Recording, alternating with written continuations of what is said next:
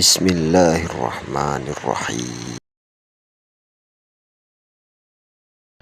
Begitu pula kisah tadi saya bilang, misalnya kalau ada orang beribadah, ibadah antum itu, sholat, sedekah apa semua, dia bukan cuma sekedar bernilai pahala kita bisa mendapatkan derajat di surga gitu kan. Bisa memberikan ketenangan jiwa, ternyata bisa memecahkan masalah juga. Terjadi kisah di Riyadh, seorang ibu, kisah nyata di Saudi. Ini di Riyadh ini sudah masyhur ceritanya nih. Antara seorang ibu dengan seorang TKW dari Indonesia. Ada satu ibu sudah divonis di Saudi, operasi kanker dia terakhir sebulan lagi. Kalau tidak berhasil, dianggap sudah mati dari sisi medis. Ini keberhasilannya kecil sekali, 10%, 90% mati orang ini. Sebulan lagi menurut ilmu medis. 3 hari setelah divonis begitu sama dokter, sebulan lagi operasi terakhir, datang pembantunya dari Indonesia. Seminggu pembantu itu kerja, bagus sekali kerjanya. Masya Allah, bersihin rumah, masak segala. Tuan rumahnya ini senang. Tapi selama dia kerja seminggu, ada satu perilaku TKW ini, pembantu ini, yang selalu membuat tuannya mau nanya sama dia tapi nggak enak. Akhirnya setelah seminggu itu ditanya, ternyata dia kalau siang hari, habis selesaikan kerjaan semua, habis siapin makan, dia masuk kamar mandi, lama di kamar mandi pembantu ini. Nggak tahu buat apa gitu.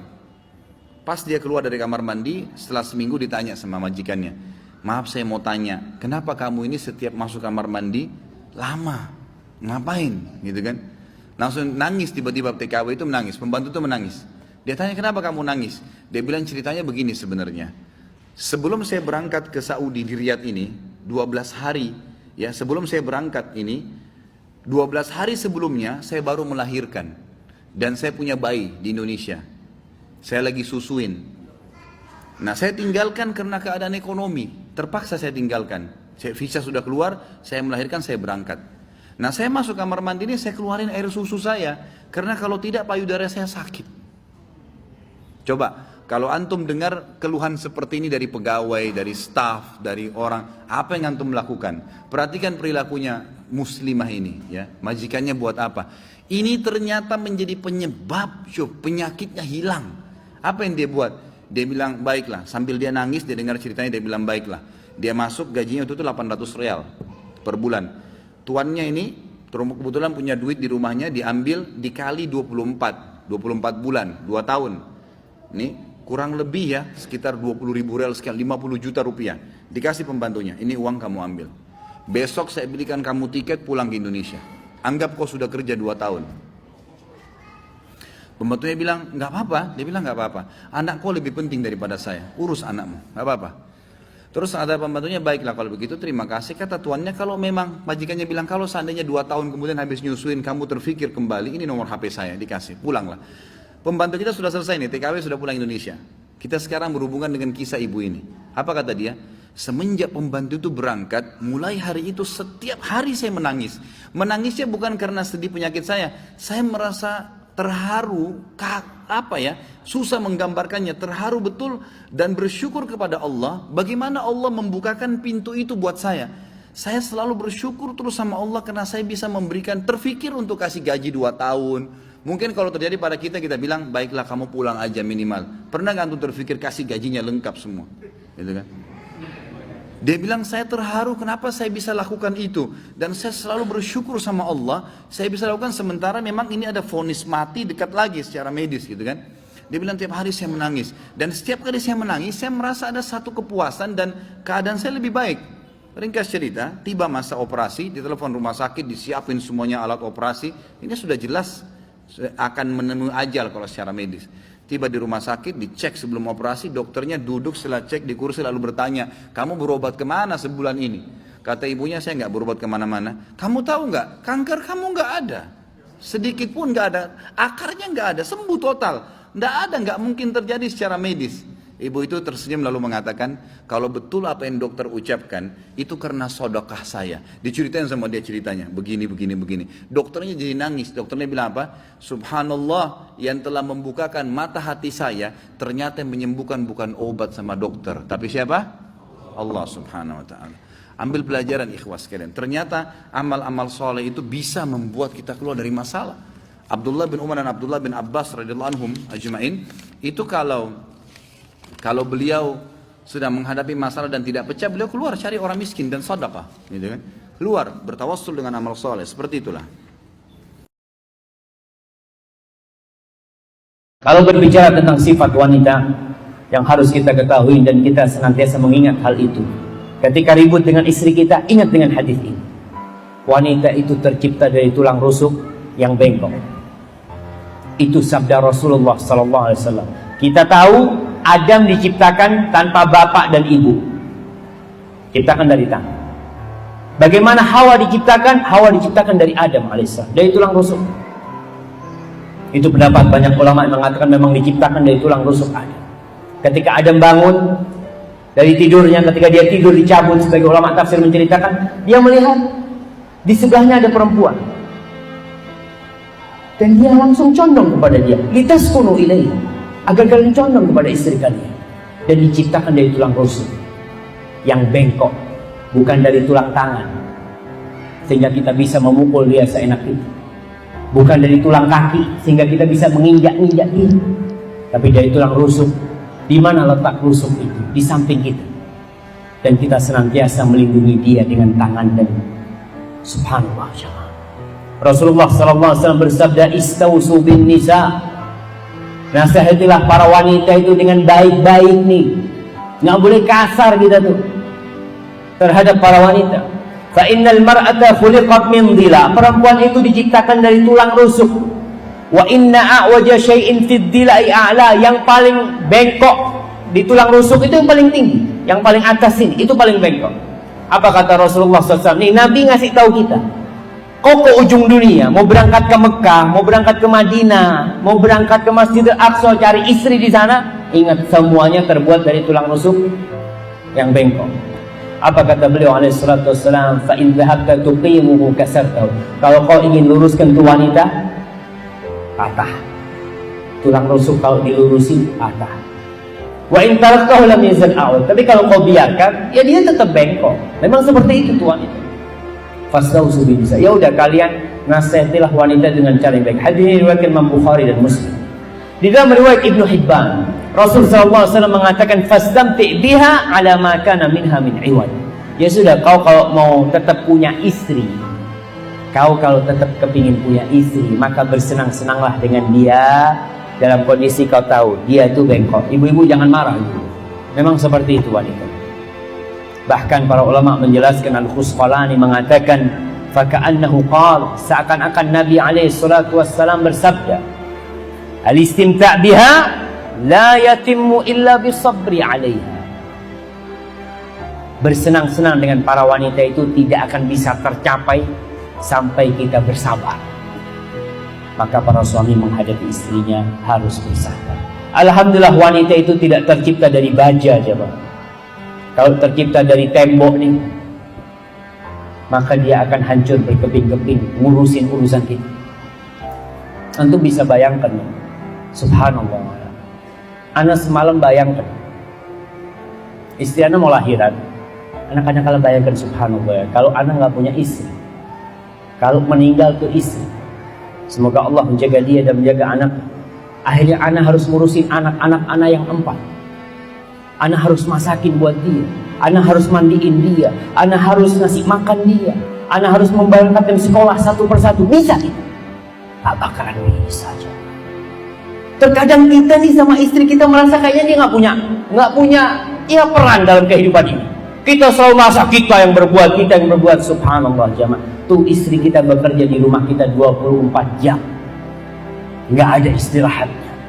Dalam kondisi dia hamil tua, umur 9 bulan tuh kandungannya, punya anak bayi. Siapa yang ngurusin tuh anak bayi? Tetap istri kita. Siapa yang bikinkan susu buat anak kita? Tetap istri kita. Bahkan dia masih harus melayani kita, amarah kita. Kadang-kadang dia bikin sesuatu telat, kita marah sama dia. Subhanallah. Malam hari tatkala si kecil nangis, bapaknya bangun. Tapi bangunin ibunya. Tuh anaknya bangun tuh, subhanallah. Padahal si istri sudah kerja dari pagi sampai pagi lagi. Kita bisa lihat ya, Kadang-kala pagi hari ketika kita mau berangkat kerja, istri sibuk memandikan anak-anak ya, makain baju mereka. Bapaknya panggil, langsung ditinggalin sama istri. Iya bang, ada apa bang? Mana topiku? Oh tunggu bang, dia cari kumpul. Padahal yang naruh topi siapa? Kita yang naruh topi. Tapi kita minta istri kita yang suruh nyari, dicariin sama dia. Karena terlambat, kok cepetan. Subhanallah, dia bersabar. Kemudian ketika anak-anak sudah pada sekolah, selesai kerjaan istri di rumah. Wallahi nggak selesai jemaah. Dia akan sibuk membersihkan rumah. Kalau masih ada bayi di rumah, dia akan sibuk dengan bayinya. Sebelum zuhur, anak-anak udah pulang sekolah, dia ngurusin makanan buat anak-anak kita. Nanti sore bapaknya datang, kalau sudah bapaknya datang harus lebih. Lain lagi nih. Kalau telat minumannya tuh kadang-kala kita marah. Subhanallah. Saya benar-benar sakit hati kepada sebagian orang yang mengatakan ibu rumah tangga itu tidak bekerja. Saya pernah mendaftarkan kakak saya via online untuk daftar paspor di imigrasi online. Saya cari, karena kakak saya kerjaannya ibu rumah tangga. Saya cari ibu rumah tangga, nggak ada. Yang ada pembantu. Pembantu ada. Pembantu rumah tangga ada disebutkan. Koki ya, satpam, ada yang penyanyi, ada apa. Subhanallah. Ibu rumah tangga nggak ada. Akhirnya saya tulis yang lainnya. Subhanallah. Padahal istri kita, ibu rumah tangga itu, dia adalah pembantu. Dia adalah guru. Siapa yang ngajarin anak kita alif, ba, ta, sa? Yang mengajarin dia memanggil ummi, abi. Siapa yang ngajarin? Ngajarin anak kita berdiri, istri kita. Bapaknya sibuk di luar. Siapa yang nganterkan anak kita sekolah? Siapa yang masakin buat anak-anak? Istri kita. Dia lebih dari kopi. Dan lebih dari itu, istri kita adalah security yang paling ikhlas dan paling loyal. Dia yang jagain anak kita. Nyawanya akan dia berikan demi anak kita selamat.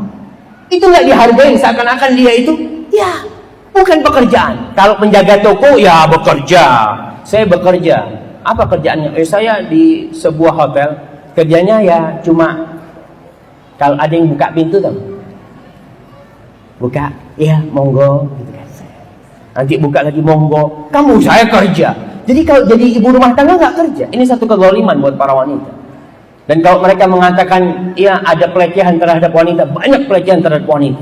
Wanita seharusnya dihormati, tapi dipekerjakan oleh sebagian orang. Dijual di toko-toko, dipasang di sana dengan pakaian yang minim. Ini bekerja yang seperti ini. Kalau kau di rumah doang ngurusin anak, jadi apa kau? Subhanallah. Dia menjadi ratu di rumah itu. Ma'asyiral muslimin rahimakumullah, ingat wanita diciptakan dari tulang rusuk yang bengkok. Ya udah, dia seperti itu. Kita harus tahu dia seperti itu. Kalau kau ingin tetap dengan istrimu, kau sabar menghadapi dia. Baik, saya pernah mengadakan pelatihan teman-teman sekalian di masjid yang besar. Masya Allah, mungkin seperti ini malah lebih besar. Lantai 2 juga seperti ini dan penuh. Di lantai 2 itu ada banyak ibu-ibu akhwatnya. Saya bicara masalah kematian selama 2 jam, materi lengkap. Kemudian setelah itu sebelumnya saya bilang sama panitia tolong supaya lebih hidup suasananya, siapkan kebutuhan jenazah, meja, kain kafan, sama menyan-menyannya semua. Kemudian di sebelah masjid buatin liang lahat. Baik Ustaz, dibuatlah. Selesai saya ceramah 2 jam, saya bilang, Bapak Ibu sekalian, saya mau ajak Anda 5 menit coba menjadi jenazah. Ada yang mau? Sempat ada yang angkat tangan depan saya. Kebetulan teman kita ini, saudara kita tukang batu. Adiknya dia kembar, anak SMA, sering ikut pengajian saya gitu. Dia hadir juga. Dia bilang, saya Ustaz. Baik, silahkan. Pak, saya minta tolong satu hal ya. Kalau Bapak naik nanti di atas meja ini, dibungkus dengan kain kafan oleh panitia, tutup mata Anda dan bayangkan Anda sudah mati dan dengarkan apa yang saya ucapkan. Baik Ustaz, baik. Saya juga bilang sama panitia di atas masjid waktu itu, ibu-ibu, silakan kalau ibu mau coba, panitia tolong bantu. Saya sudah pandu waktu sebelum pengajian. Ringkasnya adalah dia naik. Subhanallah, begitu dia naik, Bapak Ibu sekalian, orang ini naik di atas meja. Begitu tutup matanya dan ditempelin kain kafan di pipinya. Ini kain kafan asli kita beli. Ditempel di pipinya, langsung dia nangis. Nangis dia. Terisak-isak. Lalu kemudian panitia taruh tangannya di dadanya, harus dibungkus gitu kan. Lalu saya bilang, Pak, coba renungin sekarang Anda sudah mati. Dan hiruk-piruk di masjid ini ada orang nangis. Kebetulan adiknya dia yang kembar ini, murid saya, duduk di sebelah kiri kanannya dan membayangkan benar kakaknya meninggal. Mereka betul-betul menangis gitu. Ada jemaah-jemaah juga yang lain pada nangis. Hanya saya bilang hidup di rumah sini yang sedang menangis, ada yang sedang ngobrol, ini anggap di rumah Anda pada saat Anda meninggal dunia. Dan Anda tidak bisa protes. Gak bisa bilang saya tidak mau, jangan ribut, gak bisa lagi. Udah. Panitia pun menaruh tangan kanan di atas tangan kiri, kita gak bisa protes taruh di dada. Dibungkus dengan kain kafan pun gak bisa. Baik, Pak, bayangkan semua peluang amal saleh yang semestinya Anda bisa kerjakan, sholat malam, sedekah, bakti dengan orang tua, baca Quran, sholat berjamaah, yang Anda sia-siakan dan Anda menyesal kenapa tidak kerjakan sekarang. Dan bayangkan semua peluang dosa yang Anda tidak sia-siakan, kesempatan zina, berzina, kesempatan dusta-dusta, kesempatan riba-riba, semua dikerjakan, dan Anda tidak sempat taubat dan Allah akan hukum Anda sekarang. Itu Bapak Ibu sekalian, saya tidak kadang-kadang dia sampai nangis-nangis Bapak ini, terus dia nangis. Lalu saya bilang, tolong panitia datangkan geranda jenazah, datangkan.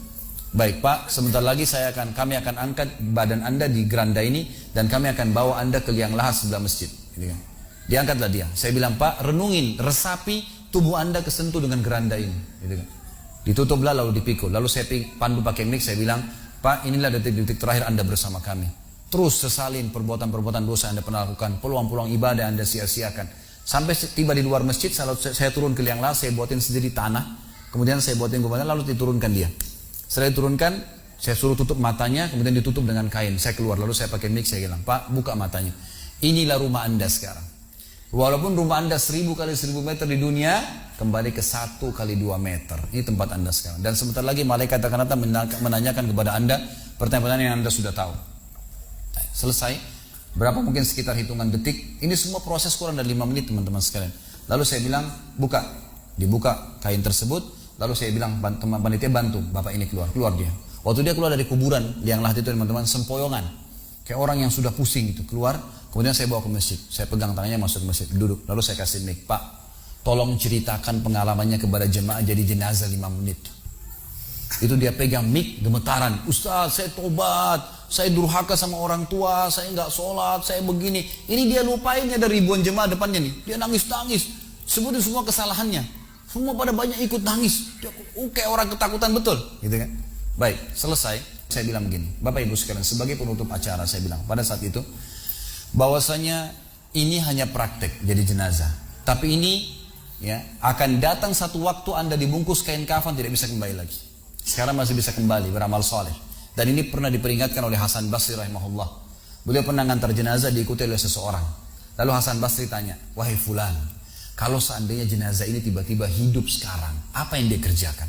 Kata orang ini, tentu dia akan sholat, dia akan puasa, dia akan ngaji, dia akan kerjakan ibadah-ibadah. Kata Hasan Basri, kenapa? Dia bilang karena dia sudah mati, dia tahu nilainya ibadah itu. Kata Hasan Basri, yang kau ucapkan benar, tapi yang di depan matamu ini tidak bisa hidup lagi. Kamu sekarang masih hidup, kerjakan seperti dia kalau dia hidup.